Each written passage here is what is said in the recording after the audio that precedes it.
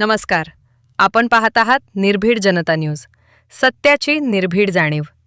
आजची बातमी पाहून प्रत्येक पालक, प्रत्येक महिला आणि प्रत्येक नागरिकाच्या मनात एकच प्रश्न निर्माण होतो. महिलांच्या सुरक्षिततेचा प्रश्न नेमका कधी सुटणार?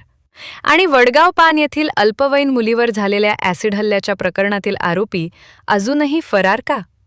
बातमीला सुरुवात करण्यापूर्वी आमच्या चॅनलला फॉलो करा, यूट्यूब चॅनल सबस्क्राईब करा, व्हिडिओला लाईक करा, शेअर करा आणि आपल्या प्रतिक्रिया कमेंटमध्ये नक्की नोंदवा.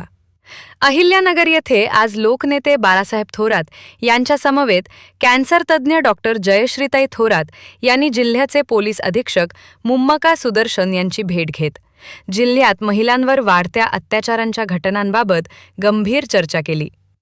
महिलांच्या सुरक्षिततेसाठी अधिक प्रभावी उपाययोजना राबवणे, कायदा व सुव्यवस्था अधिक मजबूत करणे तसेच संगमनेर तालुक्यातील विविध प्रश्नांवर यावेळी सविस्तर चर्चा करण्यात आली. यावेळी वडगाव पान येथील अल्पवयीन मुलीवर झालेल्या ॲसिड हल्ल्याच्या घटनेचा मुद्दा विशेषत्वाने उपस्थित करण्यात आला. या घटनेला जवळपास 2 महिने उलटून गेले असतानाही आरोपी अद्याप फरार असल्याची बाब निदर्शनास आणून देण्यात आली. या प्रकरणात विशेष लक्ष घालून आरोपीस तातडीने अटक करण्यात यावी आणि पीडित मुलीला न्याय मिळावा अशी ठाम मागणी डॉक्टर जयश्रीताई थोरात यांनी केली. यावेळी जिल्हाधिकारी डॉक्टर पंकज अशिया यांचीही भेट घेण्यात आली.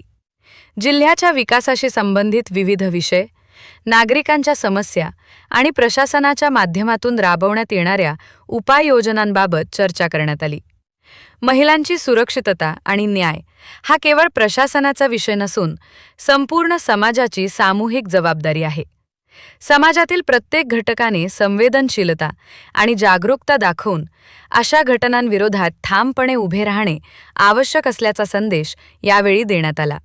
दरम्यान वडगाव पान ॲसिड हल्ला प्रकरणातील आरोपीला अटक कधी होणार, पीडित मुलीला न्याय कधी मिळणार आणि प्रशासन यावर कोणती ठोस पावले उचलणार, याकडे आता संपूर्ण जिल्ह्याचे लक्ष लागले आहे. अशाच ताज्या, विश्वासार्ह आणि लोकहिताच्या बातम्यांसाठी निर्भीड जनता न्यूजला फॉलो करा, यूट्यूब चॅनल सबस्क्राईब करा, व्हिडिओला लाईक करा, शेअर करा आणि कमेंट करून आपले मत नक्की कळवा.